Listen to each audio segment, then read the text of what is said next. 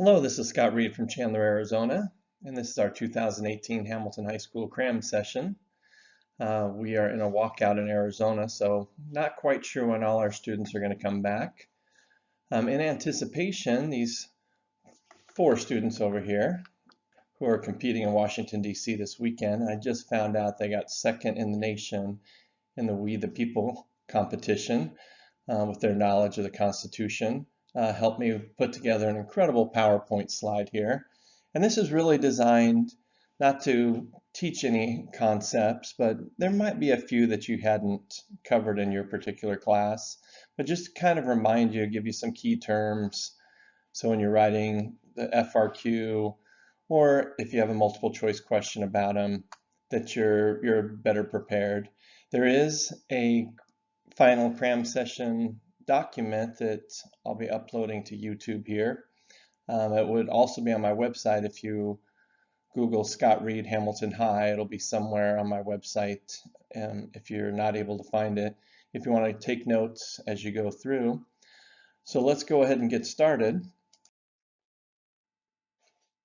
A big part of the test, in fact, one year I looked, and about 30 to 40% of the test is either directly or indirectly related to these main perspectives in psychology. So we'll start with a psychoanalytic approach here. And that's Sigmund Freud, who I know people think is the founder of psychology or the father of psychology. He's not, but he was absolutely one of the most influential. And in the late 1800s, he came up with a psychoanalytic approach and was focused on the unconscious. And he was also thought that human beings were born with primal drives, like a drive for survival, the death instinct. And he really thought that people's behavior was dictated by this unconscious, so that they didn't really quite understand what their behavior was. And the psychoanalytic really dominated up to 1915, maybe even 1960s. And you had the person on the couch and the therapist being very basically a detective, like drawing things out of you. The next one, the behaviorists, Ivan Pavlov and B.F. Skinner later, John Watson, basically believe that you're born tabula rasa, blank slate. So everything is basically about the environment. So how you were reinforced, how you were punished. So if they ask you something about behaviorism, you should be writing about reinforcement. And by the way, reinforcement and reward is not considered a synonym when you're writing the FRQ. You need to use the term reinforcement. So reinforcement and punishment. So Pavlov and Watson were around in the early 1900s, and then Skinner in the 1950s and 1960s really took off. And the original, actually, Thorndike is the one that came up with the law of effect that basically said, if you're reinforced for something, you're going to do it more. If you're punished for something, you're going to do it less. The humanists kind of came about like in the hippie era, 1970s, and they were kind of a revolt against the psychoanalytic that thought you were born bad, the behaviorists that basically thought you were a puppet being manipulated by your environment, and the humanists were basically free will, that you're striving to reach your best human potential, which animals aren't necessarily trying to be the greatest bear or the greatest snake, but a lot of humans are trying to reach their potential. And one of the issues with humanism, or excuse me, one of the founders of humanism, Carl Rogers, I often joke with my class, Mr. Rogers, even though they don't all remember Mr. Rogers' Neighborhood, but the Mr. Rogers' Neighborhood is perfect because Mr. Rogers would come in and say, like, isn't it a special day today? You're a unique person. You are special. And that's what the humanists feel like. They want to give you unconditional positive regard. They want to have a safe place for you. They think that you're the best person to solve your own problems. Biological, brain surgeries, drugs, ECT, basically feel like your behavior is a result of neurotransmission, as a result of your brain structures. The 1950s, the first drugs came out, which deinstitutionalized the United States. At least that was the idea, to get people out of the mental institution as they started to get better antidepressants, as they started to get lithium, antipsychotics to help people live outside of the mental institution better. And now we're kind of focused, if people are going in to get therapy at least, I mean, cognition's about thoughts. So if you see something on the AP test and it says thoughts, it's basically cognitive. So they're not basically stimulus response, they're basically looking at your belief system. How do you interpret what happened to you? And that interpretation then is going to affect your behaviors. And the cognitive, like I said, if you're getting therapy today, you're probably getting what they call cognitive behavioral therapy. So the combination of these two. And the two names behind cognitive, and we'll see their names later in the presentation, are Ellis and Beck.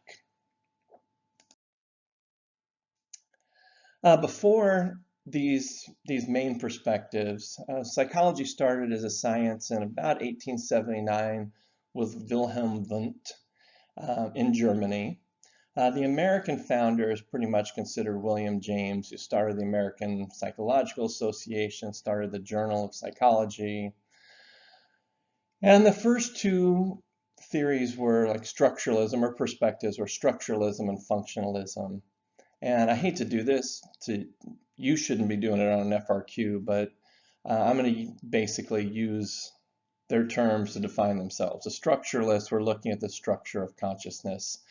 Chemists at the time were finding all these structures that were making up matter, and the psychologists thought they might be able to find the structures and even like the neurotransmitters or the parts of the brain that were associated with memory, associated with motion. And then the functionalists came out and said, like, we shouldn't be looking at the structure. What's more important is to look at the function. And again, I'm sorry to not use a synonym, but they were basically looking at, like, how does memory work? What's wrong with it? How can we make it better? And how can we control our emotions? So these were the first two schools of psychology. And just kind of make sure that you understand, psychology started as a science late 1800s, but even before that, people were always, of course, interested in human behavior. So research methods are on the FRQ about every other year. About 50% of the years there's something about research methods. And if you don't quite understand the FRQ, each of the two FRQ questions are worth 25 points. And you then divide that 25 points up into about 7 or 8 terms that they're asking about. So each of those 7 or 8 terms is basically worth like 3 to 4 points. And I see students that struggle each year in operational definitions or independent dependent variable or strengths and weaknesses of different research methods. So let's start with a case study. So the case study is the study basically of an individual. It can be of some groups, but usually when you're talking case study, you're talking about an individual. The strength is you get a lot of information. People can start looking at, well, why did this person become the way that they did? The weakness is you can't generalize. Just because one person turned out a certain way because of their background doesn't mean that other people with that background or other serial killers or whatever you're studying are going to have the same issues. And another big weakness of the case study, and you can say bias for basically any of them and get the point for a disadvantage, but a case study can obviously be biased by who is writing it. Those of you who read the story or saw the story about the boy who basically they tried to raise as a girl, David, I forget his last name now, but the guy that was writing it, John Mooney, he was basically saying like this was working incredibly and nobody else thought that. And so other people are reading this thinking, oh gosh, I guess it doesn't matter if you're born a boy, you can raise him as a girl. Naturalistic observation is watching animals, watching humans in their natural environment without interfering. So obviously the strength is that it's real behavior. The weakness is that you can't really go up and ask why. You don't know why anybody's doing the behavior. You're not allowed to manipulate anything. So true naturalistic observation is just watching and observing. Surveys, the strength of a survey is obviously you get a lot of information cheaply, generally. Lots and lots of weaknesses. Framing is a big problem. The way you ask the question can change the answer dramatically. Who you ask the question to, do you really get a truly random sample, or is your sample biased? Does it have too many of certain groups in it? So sometimes, a lot of times when you give a survey, if you think about a survey given at a restaurant, there's two kinds of people that are going to return the survey. The people that really liked the service and the food, or the people that really disliked it. There's not many people turning in a survey and saying like, thanks for that average cheeseburger, that was so average. The experiment is the only one that can truly show cause and effect. So you're trying to control all the variables except for an independent variable and a dependent variable, or sometimes multiple independent variables.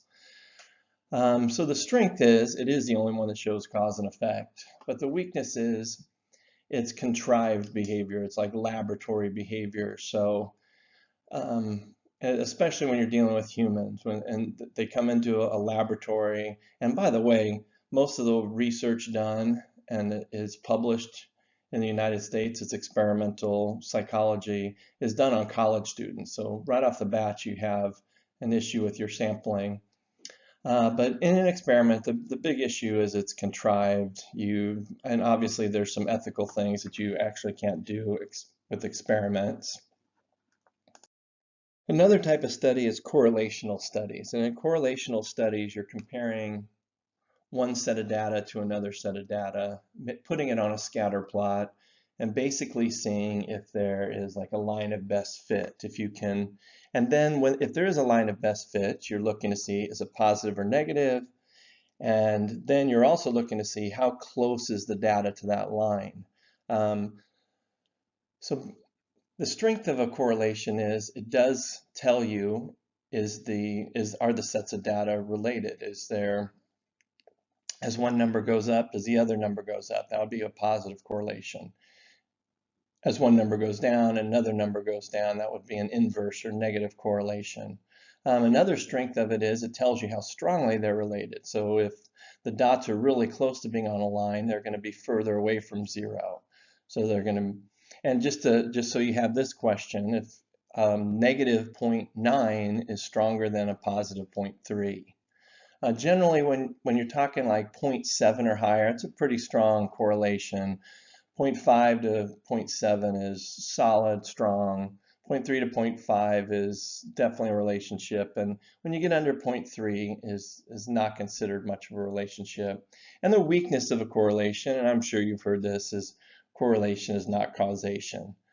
Just because one variable, like we see here with ice cream and shark attacks, just because one variable is going up as the other variable is going up and one goes down. So there's a couple of issues that you can look at here. Is you could say there could be a third variable involved, and of course with this particular situation it's the time of the year is what's being involved.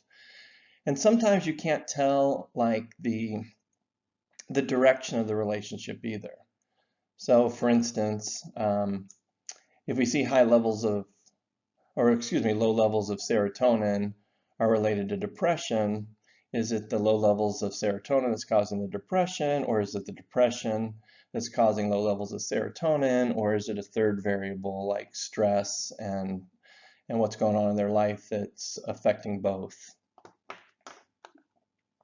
I don't have a slide for meta-analysis, but a meta-analysis is basically a study of studies. So someone that tries to gather all the studies on a particular topic and then tries to say what the conclusion is when you look at all of the studies. Right, so the independent variable is the one that's manipulated. The dependent variable is the one that you're measuring. Now, I think most people know that going way back, but here's the issue in psychology. In psychology, operational definitions are just so important. And when they typically ask about an independent or dependent variable on the FRQ, they're going to be asking about the operational definition.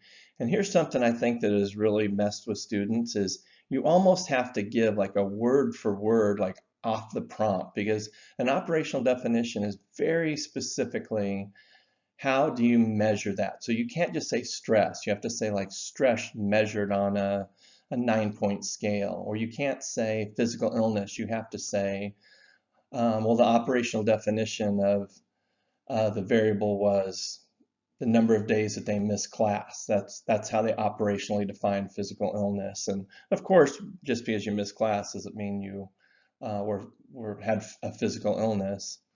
Confounding are extraneous variables, and they're not exactly synonyms, but they're basically saying that there's an extra variable that confounds the results. It messes with the results that you were trying to control, but maybe didn't have total control over it.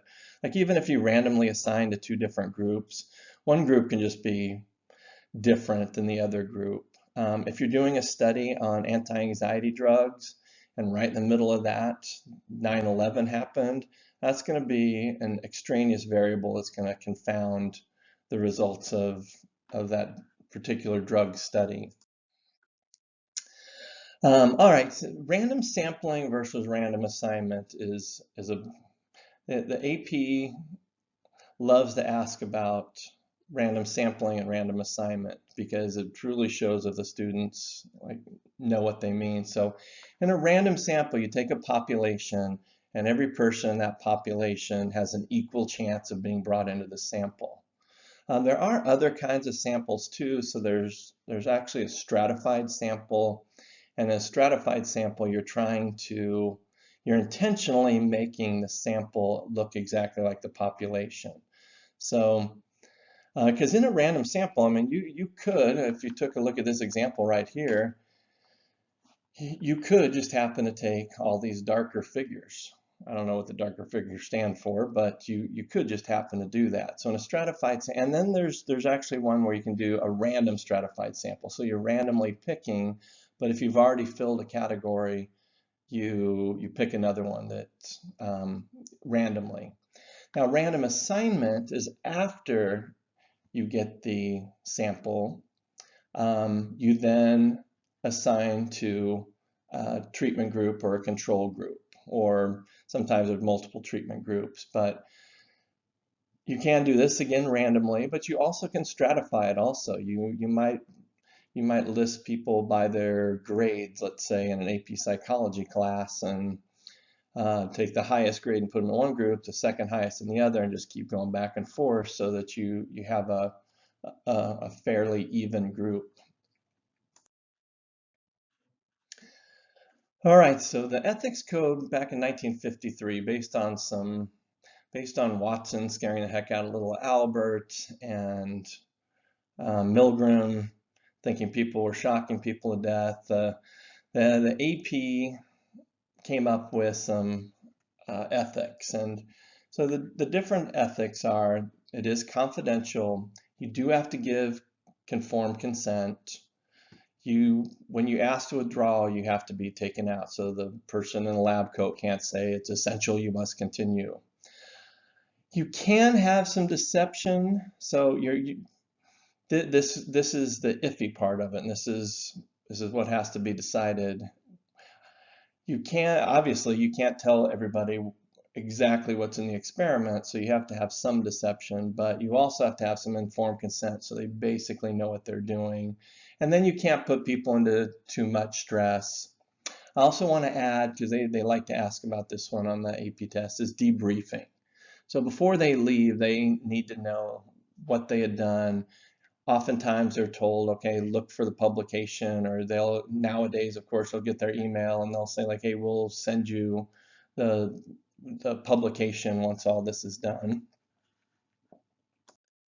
When you see them ask about the term statistically significant, you basically want to say that the results are so far apart, it's not likely they happen by chance.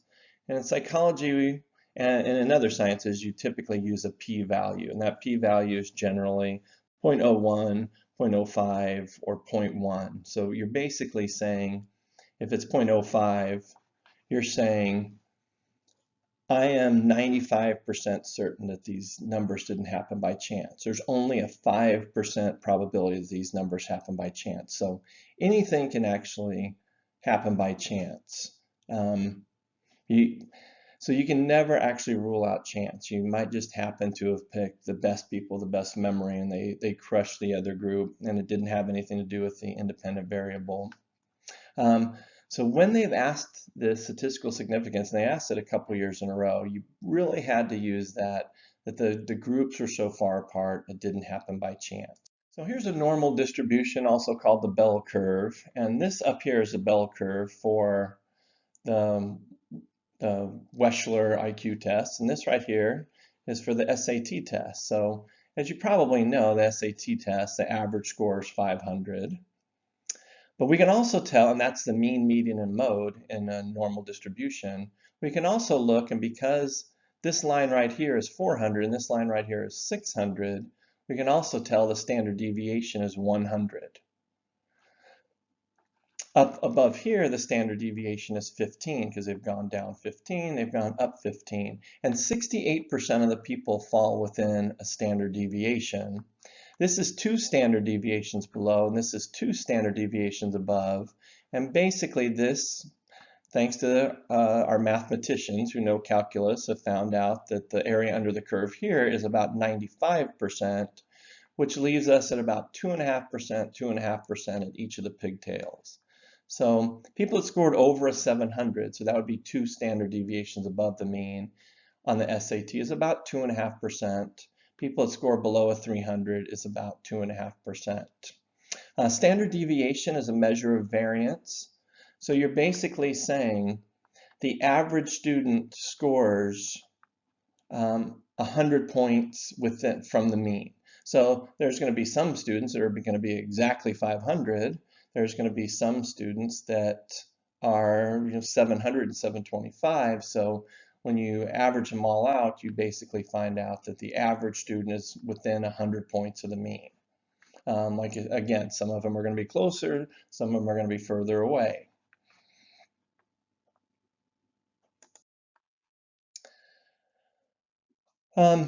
Industrial organizational psychologists basically work in business. They figure out how to sell things, how to businesses to work to their best efficiency. A clinical psychologist is basically probably what your schema was of a psychologist before you took AP psychology. Someone that sits down and works with a client and diagnoses. Let me throw in a couple others, like human factors. Human factors studies how humans deal with machinery. So how do you make machinery so that the human factors at play, like our vision that we have, our reach, and everything else comes into play.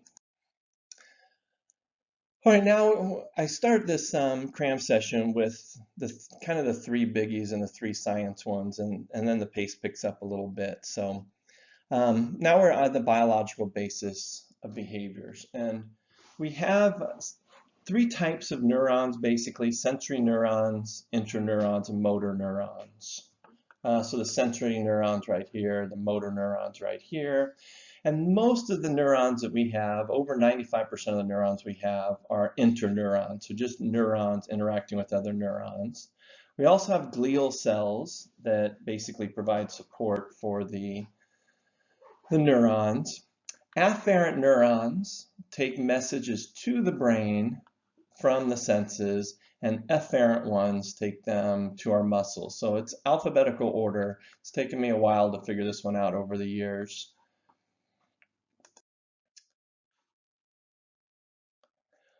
Taking a look at a neuron, let's just briefly go over the parts. The dendrites receive information. If they're interneurons, they're getting it from other information. The soma is the cell body that contains the nucleus, which basically makes the decisions.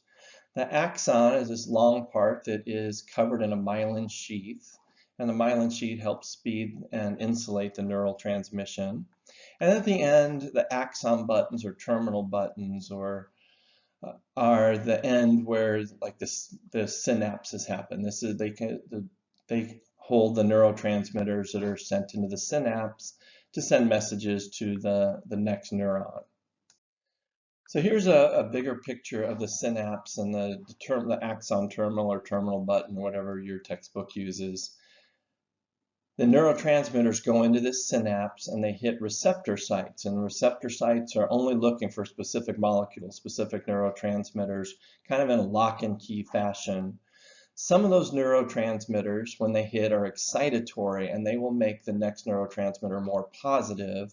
Some of these neurotransmitters are inhibitory and they'll make the next neurotransmitter more negative. That takes them away from threshold and be less likely to fire. After these neurotransmitters are just on here for a millisecond, then they're released. Sometimes they're sucked back up by the axon terminal. Sometimes they're eaten up by enzymes. Sometimes they can actually like hit the receptor sites again afterwards.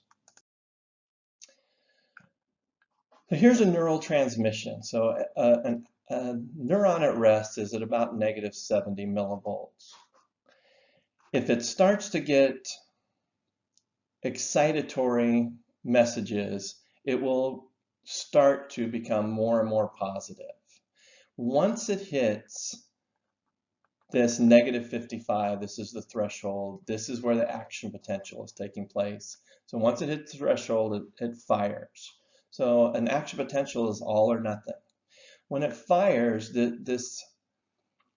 this axon that we call polarized, or this neuron that we call polarized, we call it polarized because there's more negatives inside than positives, becomes depolarized. And when we say depolarized, we're basically saying it's now it actually becomes neutral here and it becomes positive. Then it has to go back to repolarization. Remember, it's always going to fire this high. It's not going to sometimes fire weakly or sometimes fire strong. If the stimulus is stronger, it can fire faster, or more neurons can fire. After this repolarization, so we've got a bunch of ions coming back and forth. Salty banana, if you want to think. It's salty banana is sodium and potassium kind of going back and forth through the membrane. There's a brief period here that's called hyperpolarization, and this is a one or two milliseconds where the neuron can't fire again. It comes back up to resting state and then it can fire. And this is amazing, but this can happen, dozens, if not 100 times a second. This changing of ions. The nervous system is broken down into first the central, which is just the brain and spinal cord, and then the peripheral. So the peripheral is all the neurons that come from basically the spinal cord and the brain. The peripheral then is split up into autonomic and somatic. So soma means body. So this is controlling our skeletal muscles, our movements. And the autonomic is basically our organs and our glands. And the autonomic then is split up into sympathetic and parasympathetic. And now is where we're going to start using a lot of mnemonic devices. So your teacher probably gave you one, but sympathetic versus parasympathetic, I just tell my students to remember the parasympathetic is like a parachute. It calms you down. It makes your pupils smaller instead of bigger. The sympathetic gets you ready for fight or flight. Well, let's look at the fight or flight. To fight or flight, your pupils get bigger. Your adrenaline pumps. Your bronchial tubes get bigger so you can take in more oxygen. Now your digestion struggles, and that's why people with stress can often have digestion problems. And as you see with some animals and some really scared humans too, that the fight or flight will relax the bladder, and some people will wet themselves, and the animals get so excited. You may have had a dog in the past that wets themselves when they're excited when company comes over. So the neurotransmitters, again, I'm going to use the mnemonics that I use with my classes and try to go over those with you. So acetylcholine, attention, arousal, muscle movement, memory, and I always tell my students ACH and ALZ, acetylcholine, Alzheimer's. And what do people with Alzheimer's have issues with? They have trouble with memory. They also have trouble with their muscle movement too, later on in the disease. Dopamine, kind of like dope. Dope is very associated with, and doesn't really use it on here, but it's very associated with addictive type behaviors. So dopamine we typically think of as like our reward center. You'll hear them say dopamine path. Too much dopamine is schizophrenia, and too little dopamine is Parkinson's. So the people with schizophrenia that were getting some of the original antipsychotics, it was messing with their dopamine levels, and they ended up with these Parkinson's-like shakes called tardive dyskinesia. Norepinephrine, I think of like an EpiPen, and the EpiPen, I usually think of this as arousal, but it is with mood, and that is one of the issues, is we're oversimplifying all these neurotransmitters, all these parts of the brain. And norepinephrine is associated with depression, even though when I hear depression, I typically think of serotonin, but I think of kind of the EpiPen. And if you don't know an EpiPen, like an EpiPen's shooting this adrenaline in you. And norepinephrine is basically in our brain, that same molecule in our bloodstream is called epinephrine. And you think of epinephrine as our adrenaline. So serotonin is associated with depression. GABA slows us down.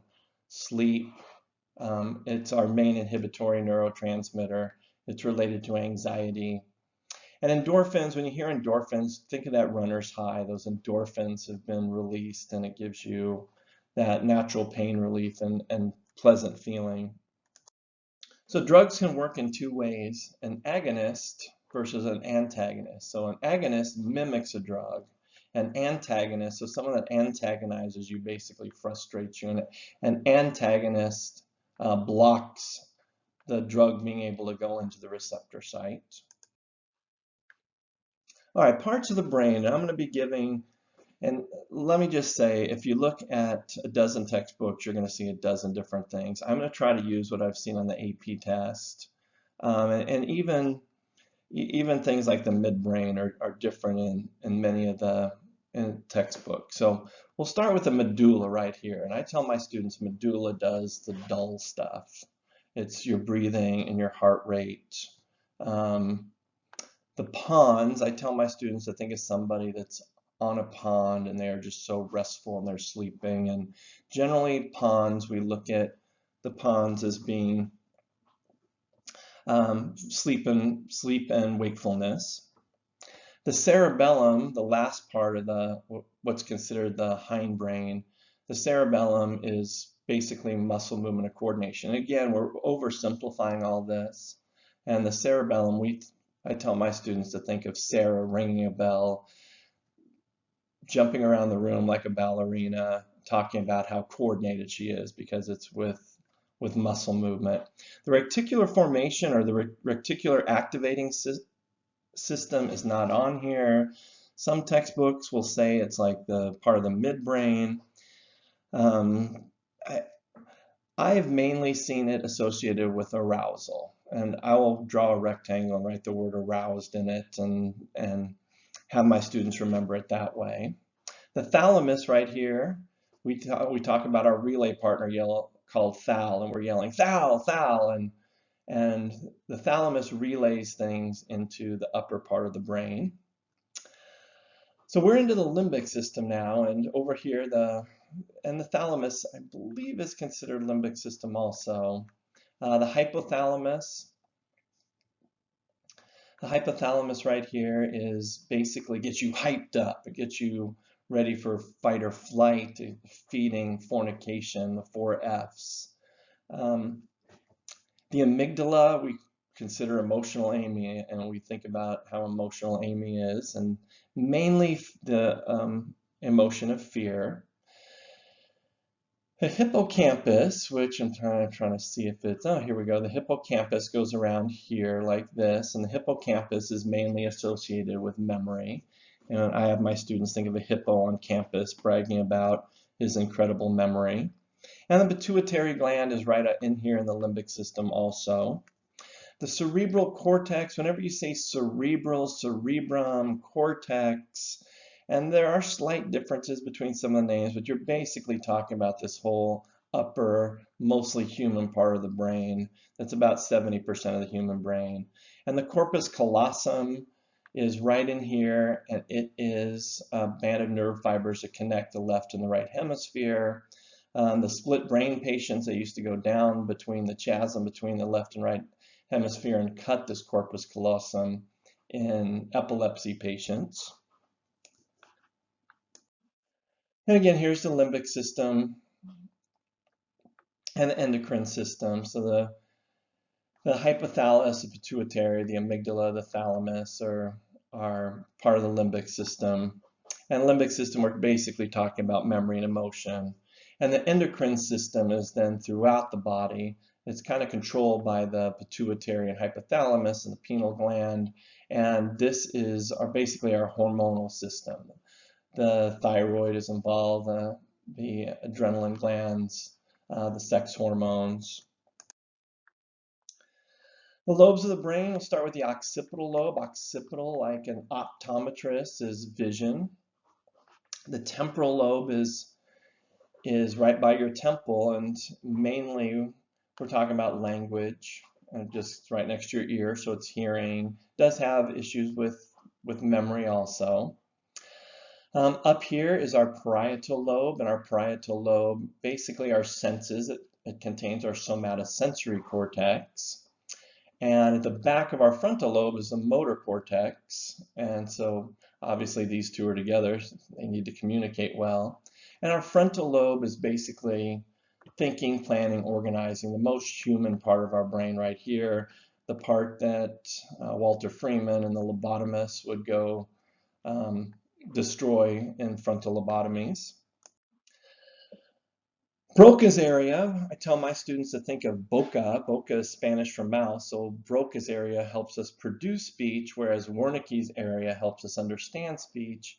And both of those are basically in the left hemisphere of most people.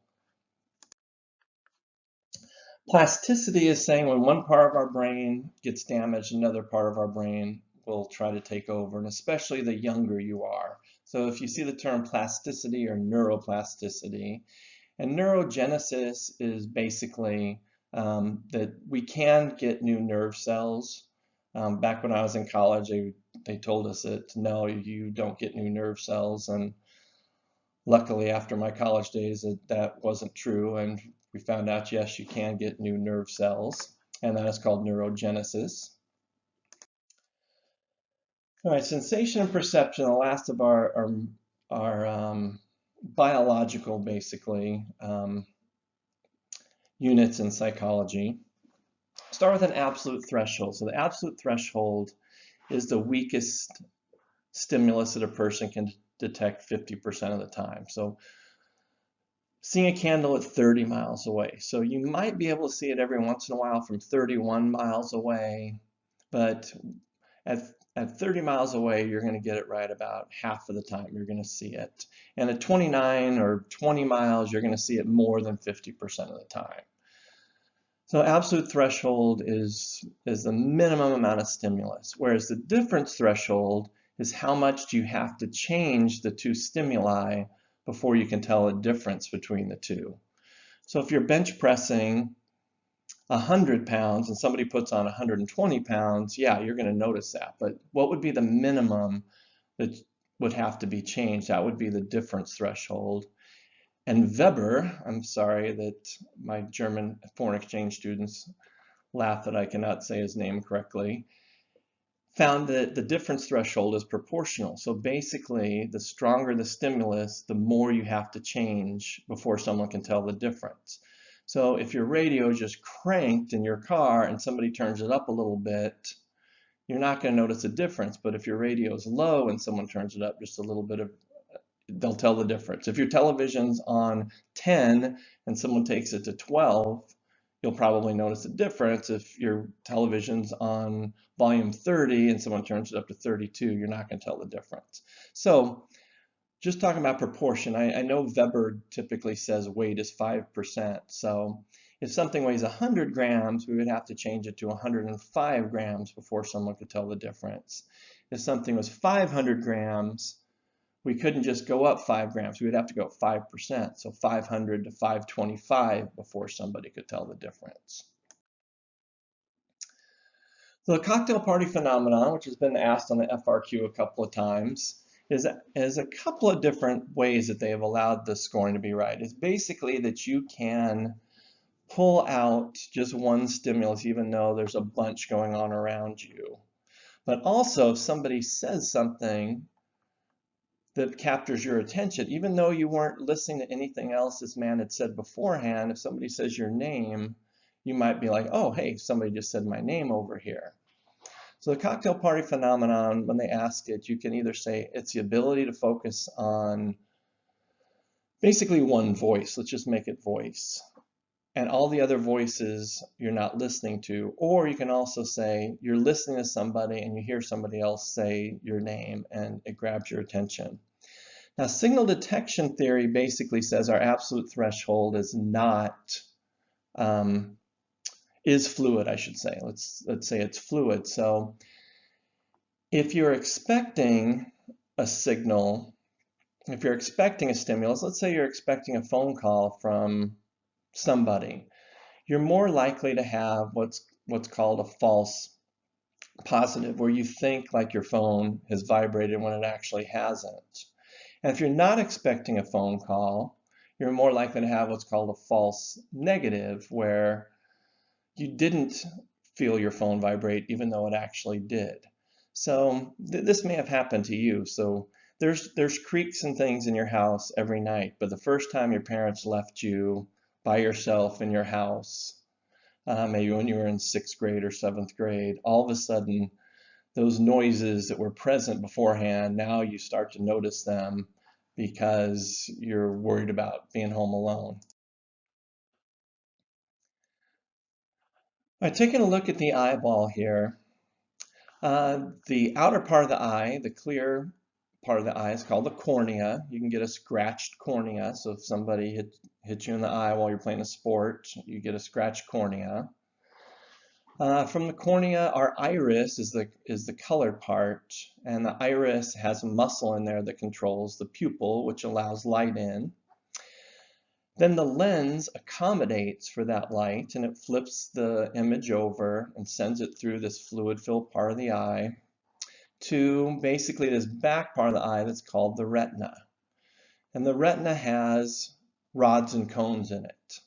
And the cones are typically in the fovea. They're typically in the center of your visual field, and they do the best with color. And rods are typically in your periphery that help you see light and dark. To throw in some other terms too, there's bipolar cells and ganglion cells that are all part of this. And then all of these leave the eye through the optic nerve, and there is a part of the eye that's the blind spot where there are no photoreceptors. There's no rods and cones.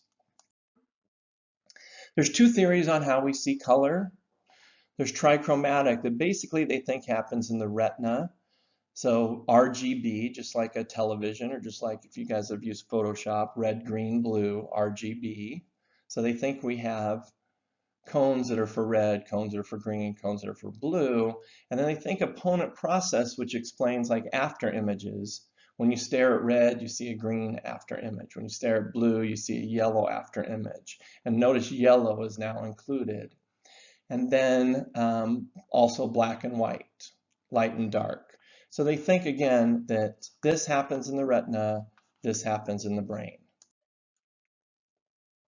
To see depth, there's monocular cues and binocular cues. So if something's coming closer to us, even if we have one eye open, our lens will change shape and our brain actually perceives that and looks at it as, and understands that there's something's coming closer as your lens is changing shape, or further away. There's two binocular cues. Retinal disparity, the fact that we see two different things. One, we see a different view in our left eye than we do in our right eye. When something's really close to our face, the retinal disparity is greater. When something's further away, the retinal disparity is less. And then if something is coming towards us, our eyes also have to pull together, so the muscles in our eyes also give us a clue to depth perception. As if you start moving your finger towards your face, in order to stay focused on your finger, you're going to have to pull your eyes together. So there's also what are called monocular pictorial depth cues, where we see depth even though this actually is just a two-dimensional screen. So we see linear perspective, we see relative size. Now, this person's smaller than these people in the back. We see texture gradient, height in the plane. All these things come in. So I threw this picture in just to remind you, most of the pictorial and monocular cues are pretty self-explanatory. Our outer ears, the pinna, sound waves come through this ear canal. They shake this eardrum or temporal membrane. The hammer, anvil, stirrup, these are the scientific name, but if you think of HAS, hammer, anvil, stirrup, are the three tiniest bones in our body. They shake this, the stirrup shakes on the oval window, and it ends up shaking the cochlea. And the cochlea is a snail-shaped organ that's filled with cilia and fluid, and as that jostles around, those hair cells are moved, and that's how we end up hearing. You may have heard of someone with a cochlear implant, so their cochlea wasn't working correctly, and they end up getting a man-made cochlea attached to their nerve. Up here, these are called the semicircular canals that are related to our balance, our vestibular sense.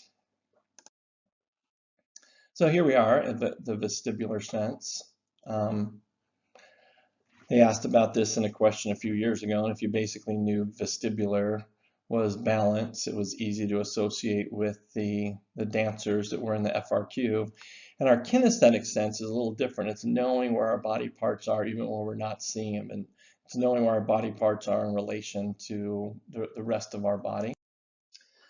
Gestalt principles are ways we organize the world, and basic Gestalt principle is the whole is greater than the sum of the parts, and that is best defined by when you go to a movie. When you see a movie, you see all this movement, and there is no actual movement present if you look at the parts. The parts are just pictures flashed up, about 30 of them a second, and so if you just looked at the parts of the movie, you just see pictures, but of course we're looking at the whole thing, and we end up seeing movement. That's called the phi or the phi phenomenon, depending on who pronounces it, PHI. Things that are closer together we view as being together, things that are similar, things that are enclosed. Closure means that we don't have to see the entire figure to know that like this is a rectangle and this is a circle. Continuity, even though there's breaks here, we tend to go in a slightly straight line or in a straight line or a slight curve if things are connected. Figure and ground, they asked about on the FRQ a few years ago. This is called a reversible figure. Most things aren't reversible. Most of the time you're looking out in the world, you're picking out figures like your teacher, and the background might be the wall behind the teacher. So this, if you're looking at the white as the figure, you're looking at faces with the black as the background. If you're looking at black as the figure, you see a vase with the white being the background. All right, the basic tastes are bitter, sour, salty, sweet, and the new one, umami. Umami is like savory. I really have a feeling that this whole thing of mapping out the tongue is antiquated and not backed up by science anymore. This is one of our chemical senses. Over here, our smell is our other chemical sense, also called olfaction, and here's an olfactory bulb where transduction takes place. So when these molecules come up, there are cilia on this olfactory bulb, that are stimulated by the molecules.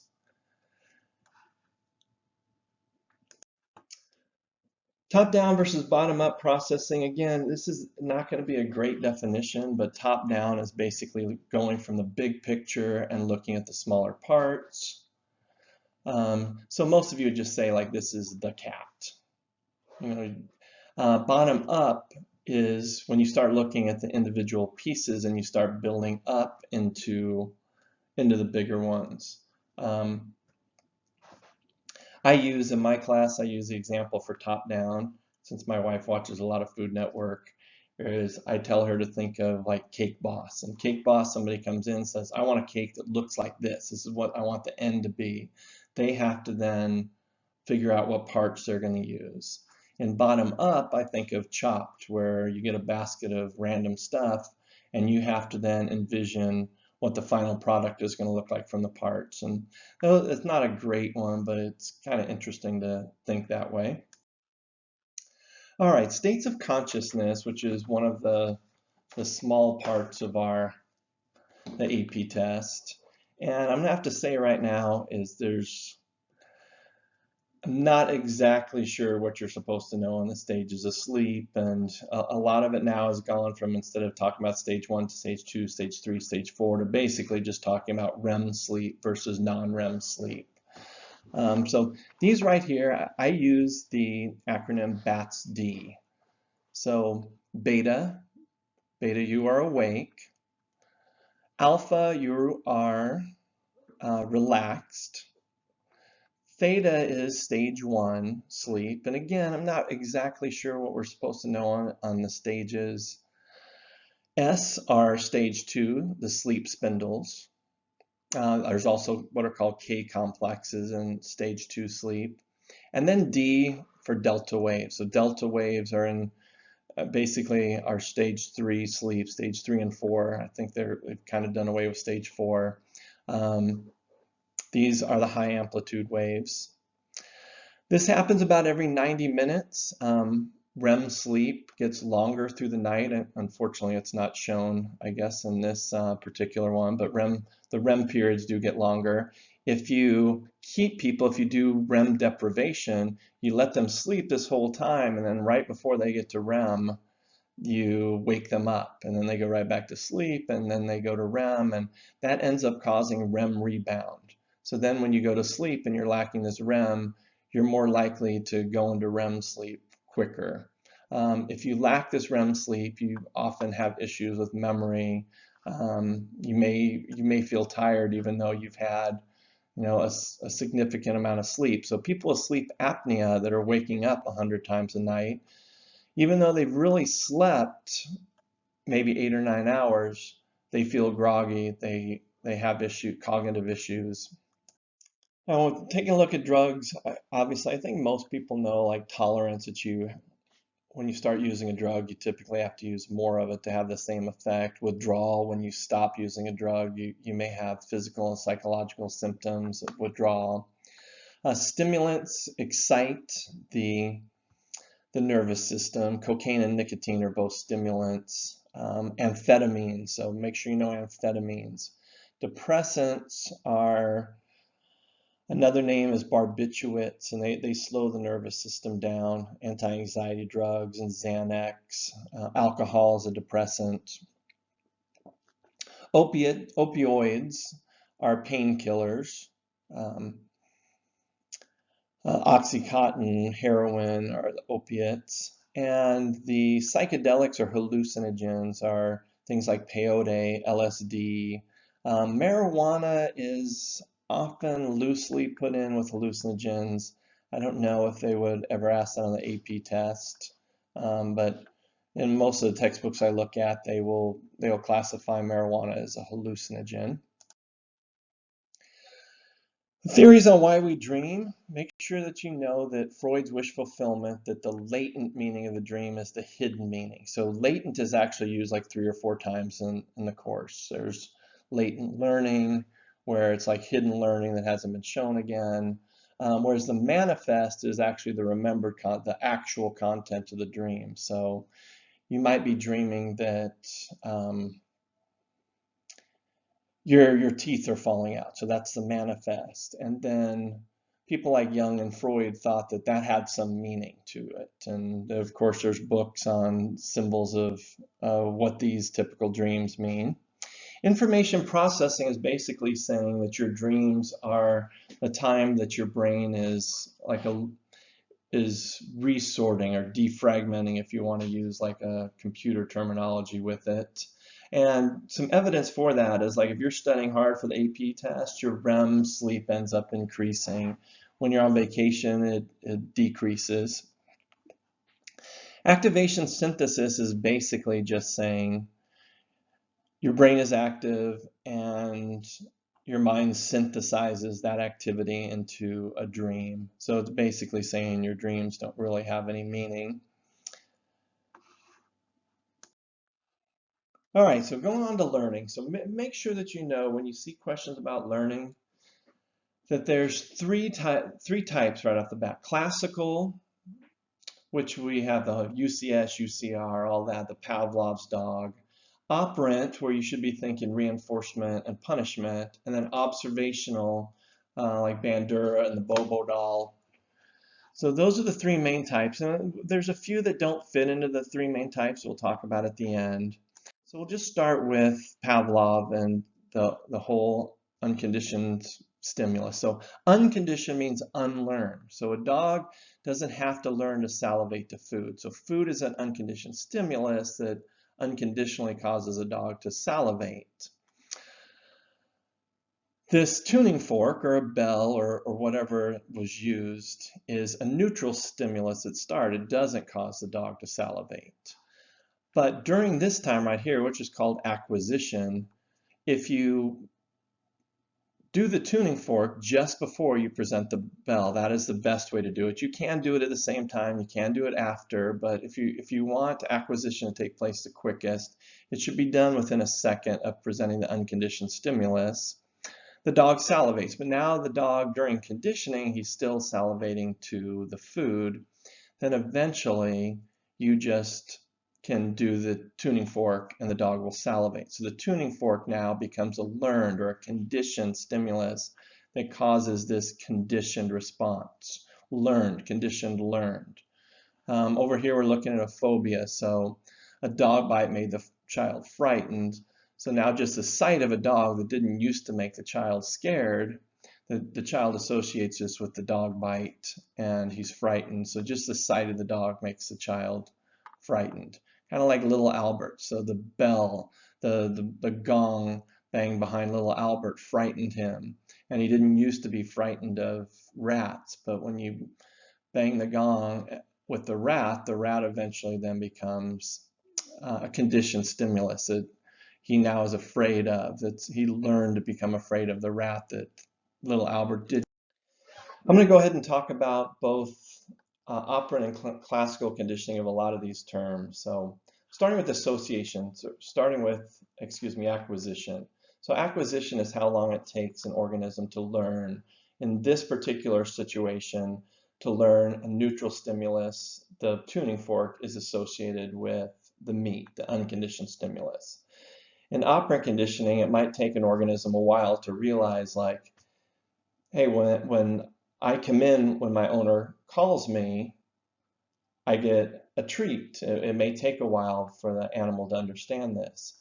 So at about this point right here, if you just continue to ring the bell or hit the tuning fork and you don't give the animal the meat, it will continue for a short period of time to exhibit the salivation. But eventually, if you continue to do that, extinction is going to take place. And eventually, if you keep hitting that tuning fork, or if you keep calling your dog, come on, let's go, and let's go inside, and you don't give it a treat, or you don't tell a good dog, you might have extinction take place. Now, this period right here, so we have a break here.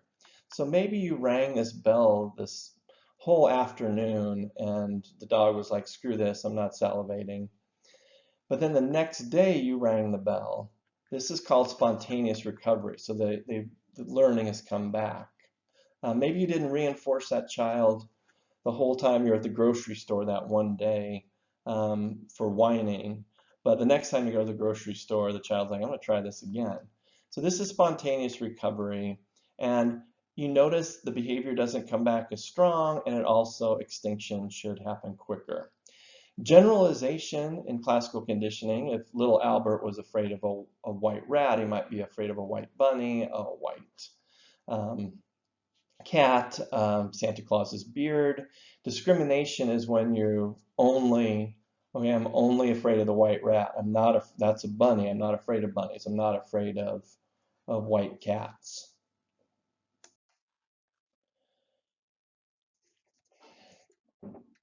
Latent learning is hidden learning. So I wonder if any of you have gone to Top Golf and you've never swung a golf club before in your whole life, but you'd seen other people do it, and you might not have been very good at it like right off the bat, but when it was your turn, you swung the golf club and you hit the ball. So you'd never shown that before, but you did possess it, so it's hidden learning. And the research comes from rats who were put in this maze. Some of the rats had a reward at the end, and those rats went through the maze very quickly. Some rats didn't have a reward at the end. They didn't go through it quickly. But right when you gave them that reward, right when you gave them a reward right here, all of a sudden they got just as fast as the ones who were always reinforced. So they knew how to get through the maze. There was just no incentive for them to get it. And insight learning comes from Kohler's work, where he put these chimpanzees in, and he said that they didn't learn through other techniques. They didn't learn through classical operant or observational learning. It just came to them. Insight learning is when something just comes to you. So they figured out like you could stack these boxes on top of each other to get to the bananas. Primary reinforcers are biological, food, pain, air. Secondary is anything that's learned. So that's even praise, that's money, obviously. So you can't give a 2-year-old a $100 bill and think that that's going to be reinforcement for the 2-year-old. Or a chimpanzee, you can't go, hey, nice job, here's $100. So secondary ones are typically learned because we associate them with a primary one, something that we can get with this. All right, so here comes the most misunderstood term in psychology, negative reinforcement. So let's right off the bat know that really negative means taking away, positive means that you are doing something. Reinforcement always means it's increasing the likelihood of a behavior. Punishment is when it decreases the likelihood of behavior. So positive reinforcement, somebody gives you $5, somebody tells you great job after you've done a behavior, and it increased that behavior in the future. Negative reinforcement is if you're getting this negative, like, so your parents are bothering you, they're like, take out the trash, take out the trash, take out the trash, and it stops this aversive stimulus of them bothering you. So you, somebody with obsessive compulsive disorder, they've got these negative thoughts, negative thoughts, negative thoughts. So they go wash their hands because their negative thoughts are about germs. And that washing their hands took away their negative thoughts, at least temporarily. Punishment always decreases, and positive punishment is when somebody does something to you. They hit you. There's not a lot of positive punishment things that we do with humans, whereas negative punishment is when somebody takes something away that you want. So they take away your cell phone, they take away your car. I would even say a fine is taking away some of your money. So it gets a little tricky here. So people ask, well, what is grounding? What is, you've been grounded? Is that a positive punishment or a negative punishment? I guess it kind of depends. If you feel like it's taking away your right to go be with your friends and do something that you want to do, it's negative punishment.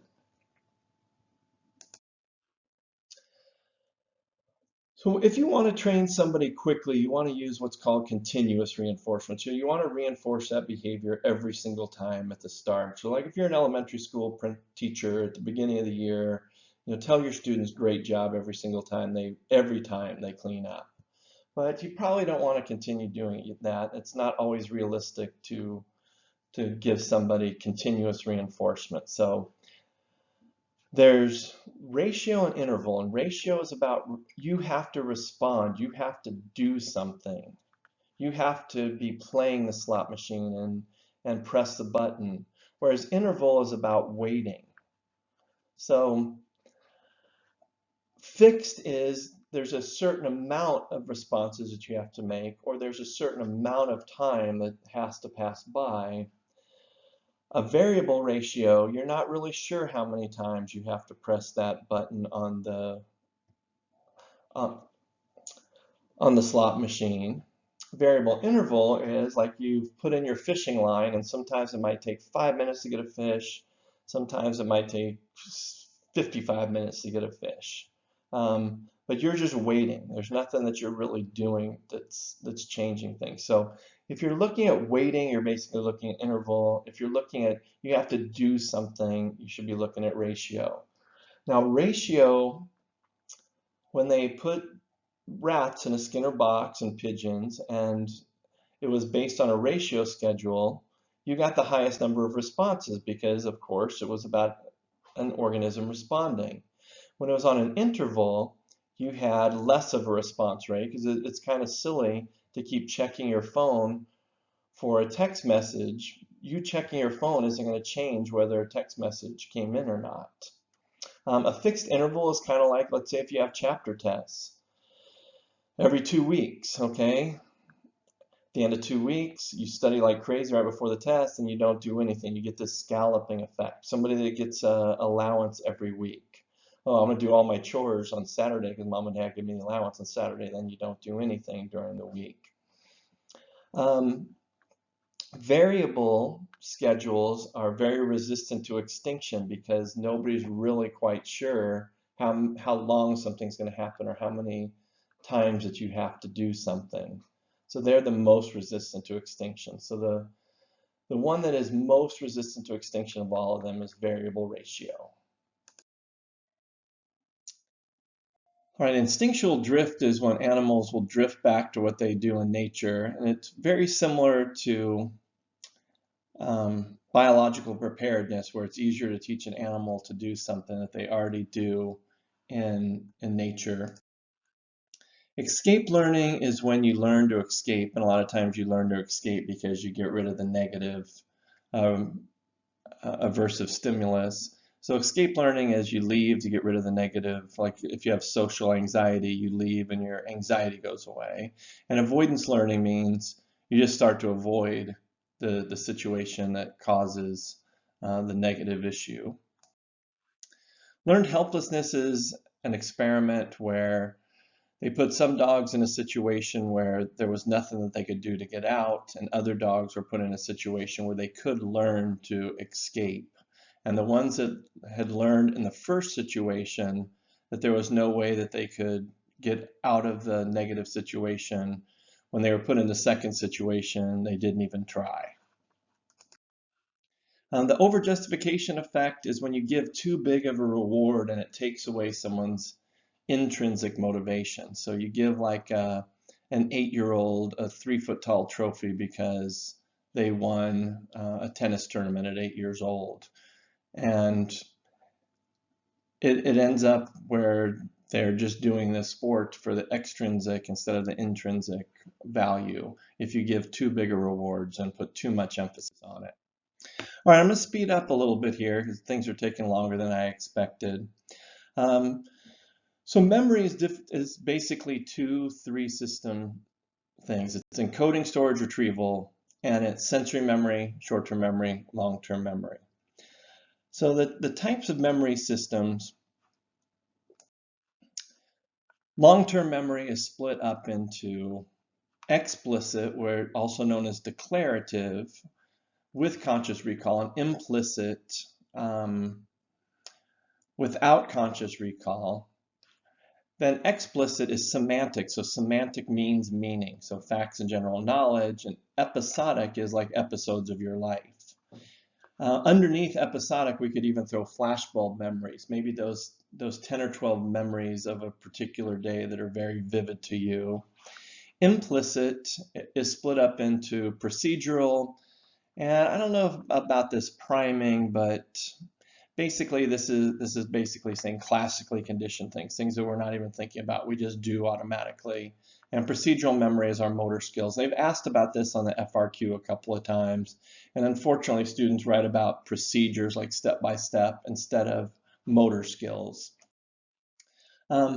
Sensory memory is split up into two: iconic, which is a very short, less than a second memory of everything we just saw.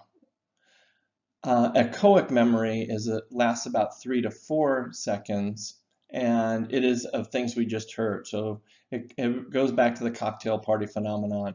You're not really listening to the person next to you, but you hear your name, and all of a sudden it grabs your attention, even though you heard nothing before that.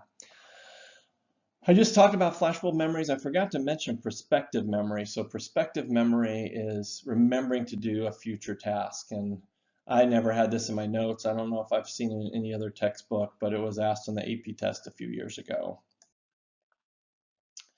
Here's what we were talking about again: encoding, storage, retrieval. And when we look at retrieval, we look at recall, and recall is like fill in the blank. You have to come up with them. It's like Jeopardy. Recognition is when you just have to identify the correct answer, which is like a multiple choice test, or a game show where they're giving you the answers, like Who Wants to Be a Millionaire, I think is one of them, where you just have to identify the correct answer. Retrograde amnesia and antegrade amnesia. So I just tell my students, and I know there's other mnemonics out there, but retro means old. So when something's retro, it means old. So retro amnesia is when you forget about something before the injury. Whereas retroactive interference is when some new information has replaced the old. So the old is interfered with. And I don't like to teach my students old interferes with new, new interferes with old, because it gets them all confused. If they just remember retro, if you've forgotten the old, it's retro. The serial position effect says we remember things at the beginning and the end, beginning primacy, the end recency, the best, and in the middle, we struggle. Language, some of the terms, semantics is the meaning of a word, the meaning of a sentence. And obviously in English, we can say the same sound and it means different things. So if I say bass, you don't know if I'm talking about a musical instrument, a building that military people go to, and even as sentences can have different meanings, even with the same exact word, depending on how people interpret it. And syntax is the rules that we have for the order of words. And for instance, in Spanish, you say the adjective after the noun, and in English, you say the adjective before the noun. Overgeneralization is when a child picks up on rules and then uses them incorrectly. There's some other terms too, like overextension is when a child overextends something, like starts calling all four-legged small animals dogs. A phoneme is the smallest unit of sound. So in the English language, depending on which textbook you look at, there's around 40 of them. And morphemes are the smallest unit of sound that have meaning. So like firefighters, fire has meaning, fight has meaning, has meaning, one who, and the S at the end has meaning plural. Two different opposing viewpoints in language, and Noam Chomsky just believed we basically have a language acquisition device and we learn language without really having to learn it, it just happens naturally. Whereas Skinner thought that we learn through observation, reinforcement, and punishment, and it's probably a little bit of both of them. They also talk about critical period, which I don't know if I have in the development, but that there's a critical period where you need to form language. So as far as the thinking terms, a mental set is when, well, functional fixedness, make sure you don't get messed up in functional fixedness. Functional fixedness is when you don't think of another way to use an object. And I saw an AP question where they basically, it seemed like, tried to trick some students on that. Mental set is when you continue to use solutions that have worked in the past. Insights when something comes to you. An algorithm is a step-by-step process that works every single time. I'm going to get to heuristic later. Metacognition is thinking about thinking. So thinking about, like, what's the best way to solve this problem instead of just jumping right into it. A prototype, so when we talk about thinking in language, you talk about concepts. So like a concept is bird. And a prototype would be the best example of a bird. So I'm in Arizona, and my prototype of a bird, maybe a roadrunner or something that would be different than someone that lived in Seattle or someone that lived in the Midwest, where they might be thinking of a cardinal, or they might be thinking of a seagull. And a schema is also very close to being like a concept. It's basically how we organize our world. It's a template that we organize our world into. So heuristics are an AP favorite. They love to ask about it. It's basically a rule of thumb way, a way that you have to solve a problem. So the availability heuristics, basically the first thing that comes to mind when you think about something. So a few years ago, they asked about the availability heuristic and someone going to college, and you had to basically say, well, the first college she thought of was, or she thought of this college right off the bat because she'd just seen a commercial about it. A representative heuristic is how well something fits into our mental prototype. So for instance, I might tell you, like, oh, I met somebody that loves classical music and drinks wine. Are they more likely to be an Ivy League professor? Are they more likely to be a truck driver? Well, you might say Ivy League professor, but there's only maybe a couple thousand Ivy League professors, and there's hundreds of thousands of truck drivers.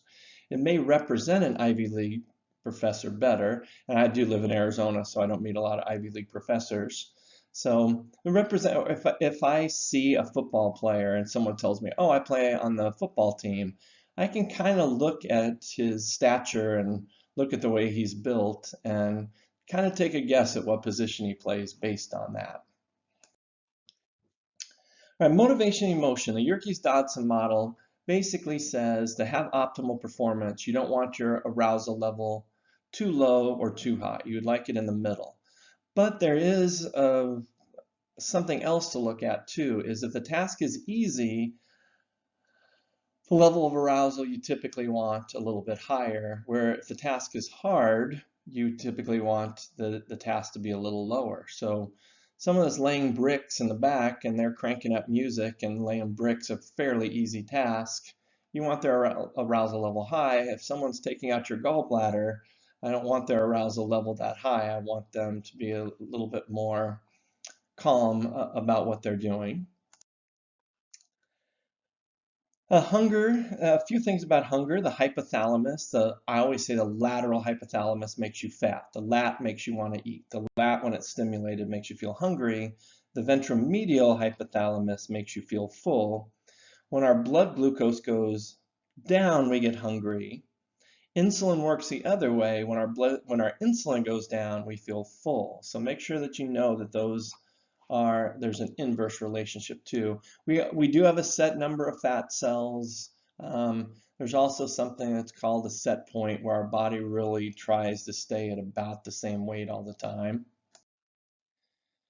Intrinsic means like we do something because it makes us feel good inside it. Extrinsic is we do something for something external, grades, punishment, money. Facial feedback theory.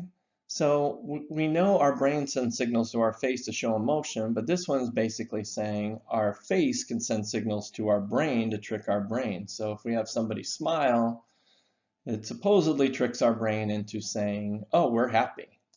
All right, this slide has thrown me for a loop a little bit because they've got some things in here that I wasn't expecting. James Lang kind of went against what common sense was. They said a stimulus causes your body to be aroused and then causes an emotion. Before that, people thought that a stimulus caused an emotion that then caused your body to be aroused. Cannon and Bard, basically, I think of this as like a cannonballs just bang shooting out at the same time.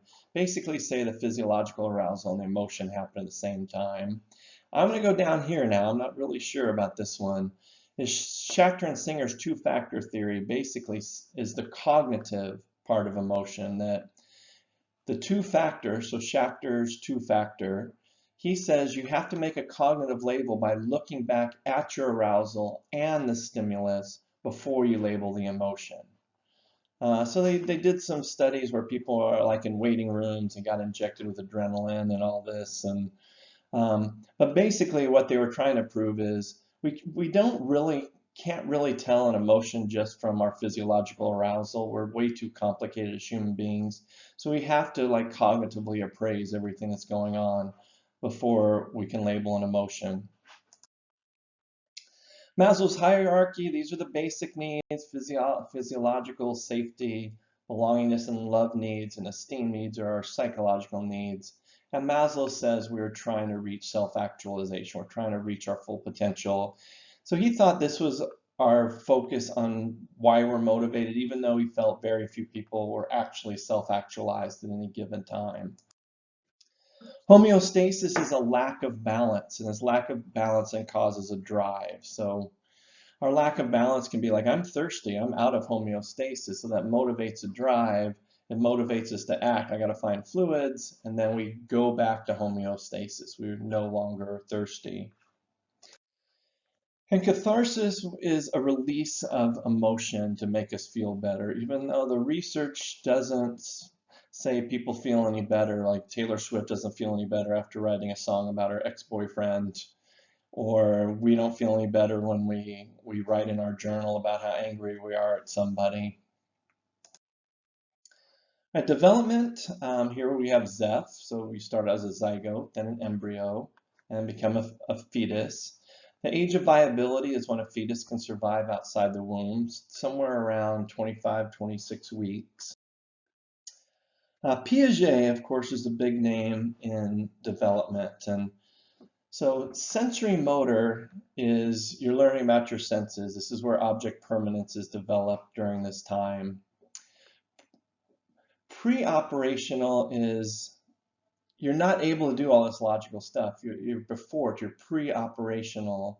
So you can't do things like conserve and reverse, and you can't look at more than one variable at the same time. So it's basically things that you can't do.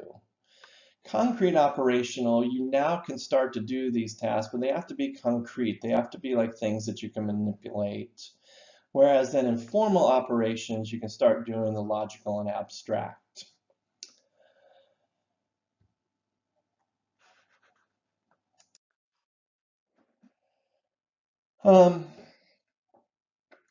Piaget, his critics said that he underestimated what people can do, put too much emphasis on maturation. So Piaget just thought you should develop when you want to. And Vygotsky was more about scaffolding, which is a big term in education now. And his term was zone of proximal development.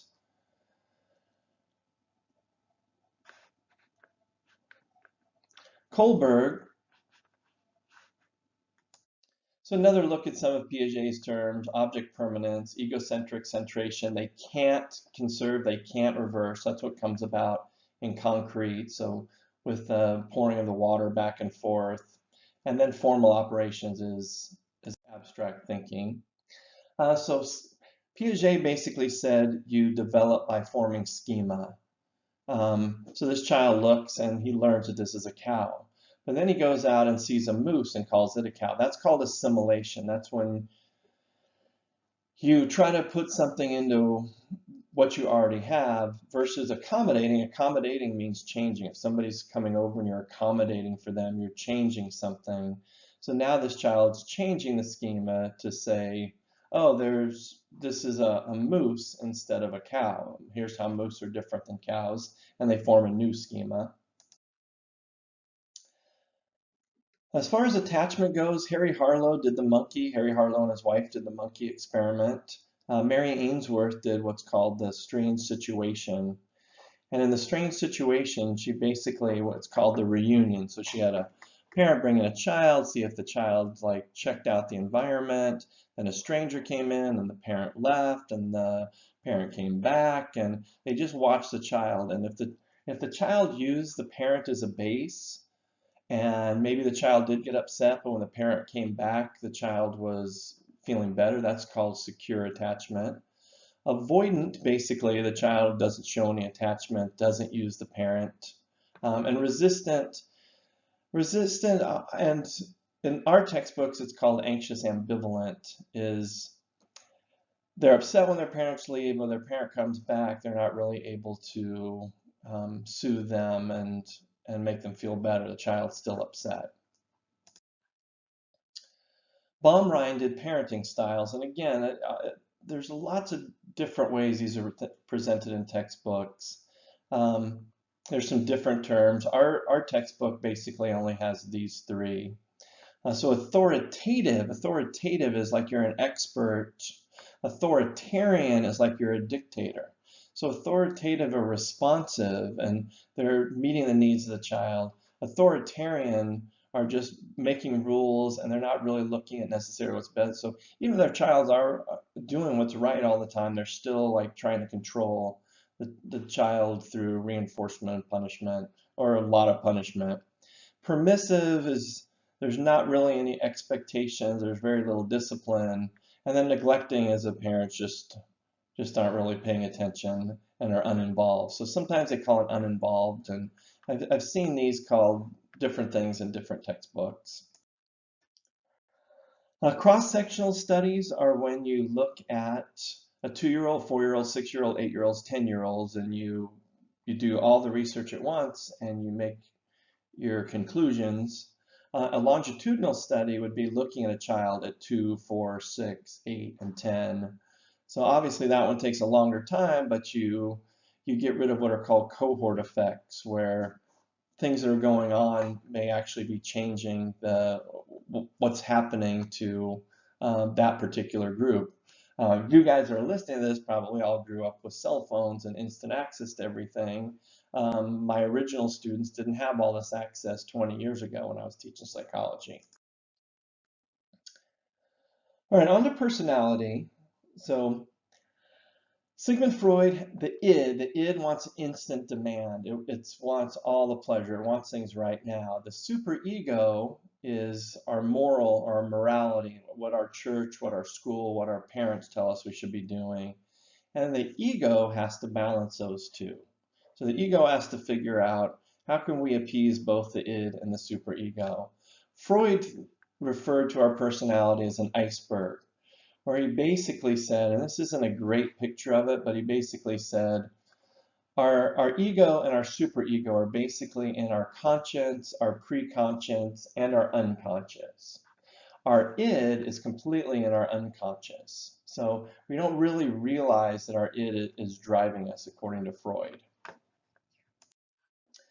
These are the defense mechanisms. So when our ego does have to make tough decisions, so maybe your id was telling you to cheat and your superego is telling you like, no, you shouldn't cheat, that's wrong.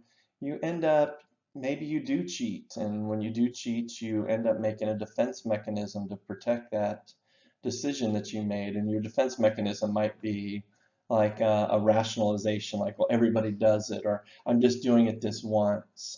So repression is just forgetting something. Denial is saying it didn't actually happen. Projection is like saying like, well, you would have cheated too, so you're projecting your things through everybody else. Reaction formation is acting the opposite of how you really feel. Displacement is taking out your frustrations on somebody else. And sublimation is taking out your aggressive or sexual drives through physical energy. So Freud said that we have these psychosexual stages, and a lot of the neo-Freudians, this is where they jump ship from Freud. And so oral, I mean, kids sticking everything in their mouth. Anal is potty training. Phallic then, the children start to find out about that. They start to find out about their genitals. Latency then, boys have they have cooties, that there's basically Freud thought your sexual energy is diminished, and then the genital would be the last stage. And a lot of people mix these two up. And Freud is sexist, as you can see. Phallic is basically the male genitals. This is where he thought the Oedipus complex happened. And as you can see over here, he thought that a fixation in these stages led to these types of behaviors as an adult. Carl Jung broke with Freud, and Carl Jung's big thing was the collective unconscious, that basically as humans, we all are born with some certain beliefs, some certain systems, and you find almost every society has gods, and every society has symbols that represent their society. And so he came up with archetypes. And Carl Rogers, as far as personality, he looked at having your real self versus your ideal self, and if they're incongruent, that's what causes things like depression and anxiety and low self-esteem. Factor analysis is, so they started, there's a couple thousand words that actually define traits, and through factor analysis, I mean, a lot of words are basically synonyms of other words. So factor analysis, first it was broken down into like 16 traits, and now we're all the way to like having the big five, where supposedly these 5 things can explain every personality trait, or a combination of these, which is ocean. OCEAN is, or canoe. Some people have used that mnemonic device. The MMPI is very secretive. It's a test given to people to see if there's issue like personality issues. This right here is the Rorschach plot. These are projective tests. This is the TAT, thematic apperception test, where supposedly you're projecting your motivations and your emotions through what you see in these pictures and telling the stories behind them. Here's the big 5 again. Now it's labeled as ocean. All right, testing intelligence. Reliability means that it's giving the same score all the time. Validity means it's testing what it's supposed to be testing. So this one is actually reliable, but it's not hitting, it's not really testing what it's supposed to test. So types of validity, some things are predictively valid. So is the SAT really predicting whether you're going to do well in college? Does a depression test really measuring depression, which depression is a construct? It's something that we have to define. An aptitude test is how well they think that you're going to do on something that you haven't actually done yet. And this one would be going to college. And an achievement test is how well have you done on something that you've actually already studied, like the AP psychology test. So Binet in France coined the term mental age, and he was basically just trying to find children that were behind their peers, and he was really afraid that IQ testing would become out of control, and which it obviously has. Binet then, his test got brought over to America. It's called the Stanford Binet. At one point, the intelligence quotient got defined as your mental age divided by your chronological age times 100. So this is where 100 became like the marker for the average intelligence. So if someone is 10 and they scored like an 8-year-old, that would be an 80. If they're 10 and scored like a 12-year-old, it would be 120. But this doesn't really work well as people get older, and it makes like ridiculously skewed IQs for young children. So this isn't used anymore, though 100 still is basically used as the base. So right now, the big IQ test for adults is the WAIS, and the WISC, the one that has a C for children. And it basically has a verbal scale and a performance scale, and each of those has about 6 or 7 different tests within it. And after being given by a psychologist, they will attribute an IQ. And in fact, they look at people on whether they should be in special ed to see, or have a learning disability. If they're high in one area, let's say that they're high in their performance, but they're low in their verbal scale, might be the sign of a learning disability.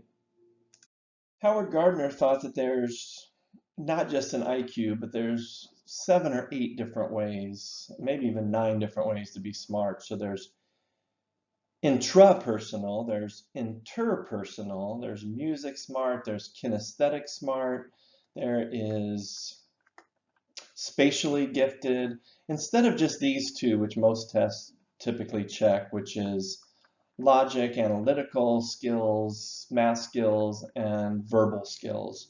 He also has a nature one now, and he may throw in existential as a type of intelligence. The critics of Gardner say that some of these aren't intelligences, they're skills. Sternberg says, you know what, we're so focused on analytical, but we forget, what about creative? If all you can do is have all these analytics, but you're not creative anything, and if what you're creating is not practical, so he said to be thoroughly intelligent, that you have to have these three. And Sternberg also did the triarchal theory of love. Crystallized intelligence is your factual intelligence. It's crystallized. You get the fact and it crystallizes in your brain. It pretty much doesn't go away. Fluid intelligence is kind of like on-the-fly problem solving of something new. And fluid intelligence kind of peaks out in young adulthood, or when people are in their 20s, and people get a little bit slower with their fluid intelligence. Some people theorize this is because older people get set in their ways. It's not necessarily because they can't do it, and actually their prior knowledge gets in the way of solving new information. But your crystallized intelligence continues to grow. Inductive reasoning is a top-down approach where you have the conclusion and you can figure out the facts, whereas deductive is when you have the facts and you can come up with the conclusions. Convergent is coming into one solution. Divergent is thinking of many ways to reach a solution. I'm going to skip through disorders. There's just most of you probably had this at the very end. I'll leave up each slide up for just a little bit if you're wanting to pause this.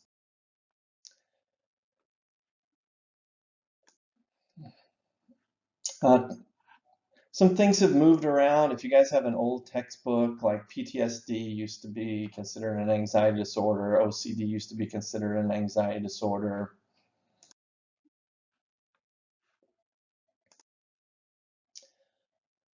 They used to have mood disorders, and now they've split mood disorders up into depressive disorders and bipolar disorders, are two separate disorders.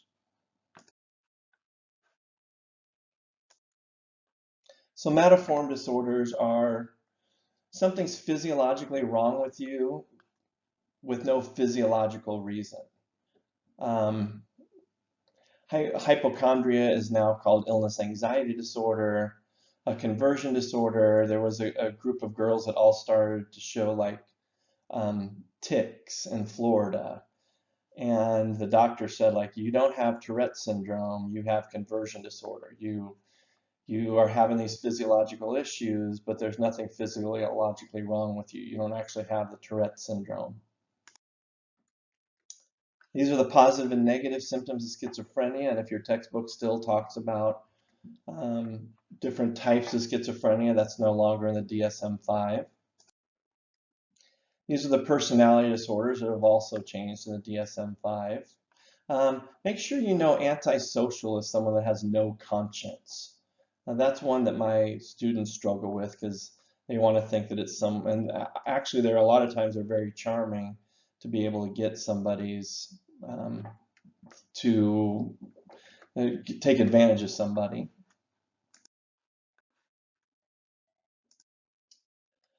Again, I'm going to go very quickly through the treatment because most people finish with treatment and disorders, and The psychoanalysts basically are trying to dig stuff out of you through free association. Are you transferring your feelings about somebody else onto the therapist? Are you resisting when you're getting to a certain topic and looking at the latent, the hidden meaning of your dreams?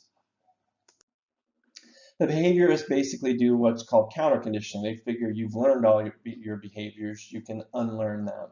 Systematic desensitization, flooding, aversion therapy, token economies. The cognitive people want to change your belief. So ABC, an activating event. Instead of like the behaviorists just say an activating event causes a consequence, the cognitive people are like, we're interested in your belief system. So this is Ellis's rational and motive behavioral therapy. This is Beck's cognitive behavioral therapy, where they're trying to change your behavior and your thoughts, and all of those can then help your emotions.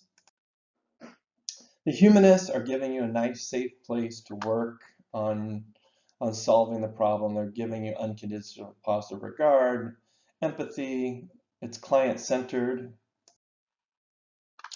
All right, I'm going to finish with social psychology, and Solomon Asch had about 60% of the people that he convinced into being able to eventually conform with the other people that were giving the wrong answer on this line test. So initially, all the Confederates, a Confederate is a fake participant, would give the right answer to this, which the right answer to the first card, and of course in this one would be C. Then later, if they got a card like this, they would all give the wrong answer. Now, if just one person broke, the conformity levels dropped. That gave you a group to become part of. So if everybody before you said A, eventually about 60% of the people eventually would say the wrong answer, the obvious wrong answer. Milgram, of course, had a learner and a teacher and an experimenter, and they wanted to see if the person, the teacher, would keep shocking the learner, even if the learner was saying things like, I have a heart condition, please stop, I beg you to stop, or even if they just stopped answering. And so they wanted to see, would you be obedient to the authority here? Groupthink versus group polarization. So groupthink is people are afraid to speak up because they don't want to be that black sheep, the person that's stops something. Like the typical textbook example is the Cuban Missile Crisis, and Henry Kissinger sat there and thought this isn't going to work, but he didn't want to speak up because this was this new cabinet and we had this new president that everybody liked. Group polarization is when you get in a group and the more the group speaks, the more polarized the group becomes over time. So if this is a group that comes in and they are, let's see, strongly against whatever. I'm not going to use one. I have lots I'm thinking of. Eventually, the people who are neutral are going to become more against it. The people who were kind of against it are now very against it. And the people that were like super against it are like, yeah, build that wall. Let's do it. And it can work the other way also. All right, diffusion of responsibility, the bystander effect kind of run together. So the more people you have, the less likely they are to give help, and that's the bystander effect. And the reason of the bystander effect is there's a diffusion of responsibility. Hey, there's 4 or 5 people that, why didn't you all help? Where if it was just you, why didn't you help? You were there by yourself. De-individuation is a Zimbardo term where you start to act your role, you start to do what the group does, and you lose your individuality. You may do things that you never thought you would do because everybody in the group's doing it. And I know it sounds very much like conformity, but you really have to emphasize the fact that you're doing something that you wouldn't have done because you're now a prison guard, or you're now you're now involved in a group that's all doing something, and you lose your individuality. Social facilitation means the more people that are around, typically the better you do at something, and I always use spin class at this. If I'm just going to go and get on an exercise bike all by myself, I'm not going to work nearly as hard as if I was in a spin class with a bunch of other people watching me. Cognitive dissonance is when you have an attitude or belief and a behavior that don't align. It then causes you to try to resolve that dissonance, that tension that you have. So typically the one that they'll use in a textbook is you're against smoking, but you smoke. So you end up saying, well, oh, the research isn't good on that. They did it on lab rats. Or you might say like, oh, I'm only going to smoke while I'm through college. I have cognitive dissonance because I want to say like, I'm against all this testing of high school students, but yet I have to push my AP psychology students to get ready for a test. So I then resolve that dissonance by saying like, well, they're going to get college credit. This isn't just some worthless test. Fundamental attribution error is when you look at someone, so someone's acting like a dork in this situation. So you look and you say like, she's self-involved and clueless. You look at her dispositional attributions instead of the situation that she's under pressure. So the fundamental attribution error is not looking at the situation and always putting the blame on the person. So like in Hurricane Katrina, people are like, well, why were these people living there? Why didn't they get out? Why didn't they do this? We were putting all the blame on them. We didn't look at the situation. A lot of them are poor. They didn't have cars. They had been in this situation before where they were false alarms. So almost victim blaming again. A lot of these social psychology terms have a lot of crossover. Confirmation bias is when we ignore things that don't back up our beliefs. A self-fulfilling prophecy is when a belief changes our action and then ends up making that belief come true. So like if you believe like, I'm not going to do well on this AP test, so why should I even study? And then you don't study, and then you don't do well on the AP test. You're like, I knew it all along. Instead of thinking that that was a self-fulfilling prophecy. Internal locus of control is saying like, I'm responsible for this. You know what? I have to get myself ready. Or if I pass the AP test, and teachers are terrible at this, by the way. Like, if their students do well, it's like, oh, I am such a great teacher and everything. If their students don't do well, it's like, well, we had to miss class time for this, or that student didn't study, and I can't control that. And so locus of control is, do you have an internal one? Are you taking the blame, or are you putting the blame on others? Self-efficacy, multiple times on the FRQ test. Self-efficacy basically is your belief in how well you can do a specific task. So I coach different sports. If somebody said like, could you coach badminton? I would probably say, yeah, I could coach badminton. I've played racket sports, even though I've never coached badminton before. If somebody asks, well, could you coach JV girls soccer, which I've been asked to do, I was like, no, I don't know even where to start with that. My kids didn't play soccer. So it's not the same as self-esteem. Attraction has to do, we like to repay those who have provided us, and the mere exposure effect is the more around someone, the more we're familiar with them, the more we tend to like them, the more we see a commercial, the more likely we are to like, maybe I should try that project. I've seen that commercial 50 times now. There must be something to it. Now, type A personalities are very driven. Type B personalities are more relaxed. And supposedly the new research is saying like there's a type C person that, so this person's like, yeah, I'm gonna do as well as I can. I'm gonna study a little bit. This person is the person doing extra credit when they have a 98%. And then type C is like, am I passing the class, Mr. Reed? Yep. All right. Approach is when you have two desirable choices. Avoidance is when you have two things that you don't really want to do either one of them. Approach avoidance is when one event, one choice has some positives and has some negatives. Now, most of the time we have what's called multiple approach avoidance. So if you're picking schools, you might say like, this is my favorite school, but it's really expensive. This school over here is not my first choice. I don't really want to go there, but they're offering me all this money. General adaptation syndrome is about alarm, resistance, and exhaustion. So it's our way that we deal with stress. We get alarmed and we resist, but if we keep resisting over and over again, it causes us to have exhaustion, which leads to this. The more of these stressors we have, and the research shows that if your score is high on this, you're very likely to have a stress-induced physical issue, physical illness, and the lower your score, the less likely you are.